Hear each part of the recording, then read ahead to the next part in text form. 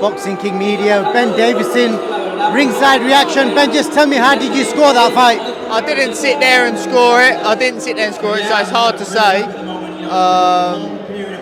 But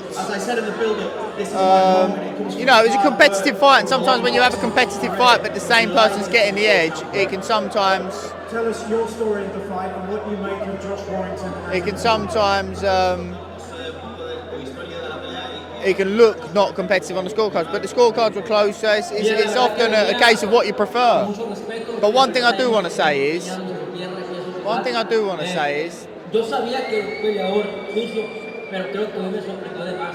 Estuvo golpeándome mucho en las piernas, en la parte de los glúteos. A bit of scrapping going on in the crowd. Y la verdad pues me incomodó mucho eso y que el referee no hiciera su trabajo, la verdad que me puso. We're just waiting for the. Sorry, mate. Go on. Will you crop that out? Or? Yeah, of course, good. Yeah.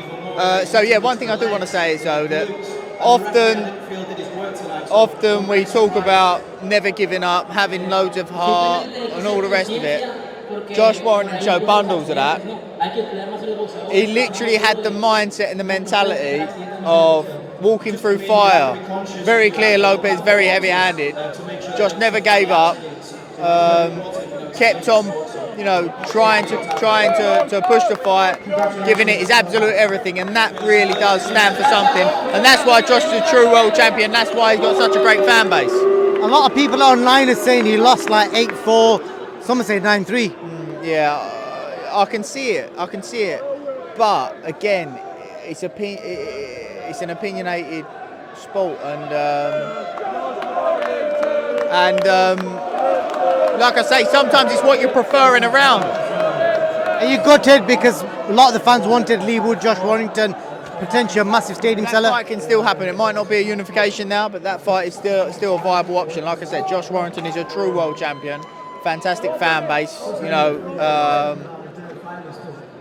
and you know he deserves that, and the same as vice versa. If the shoe was if the script was flipped and it was the other way around with Lee and Josh, then I'd like to think that fight still be a viable option, because both guys deserve that. It's a massive fight for both guys, very respectful guys, and you know, it's still a big fight.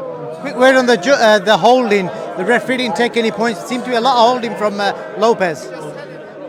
Yeah, sometimes when you've got two guys coming in close and they end up in a clinch, it's hard for the referee. I think he was a bit late to break them at times.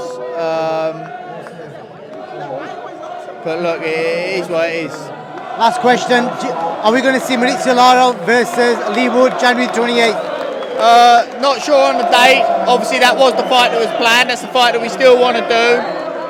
Don't know what the situation is here now. The bigger fight is probably Josh and Lee, but if that's not what's next, then it will be Lara. I think so, in my opinion. Ben, appreciate your time. Thank you. No problem. Thanks, mate.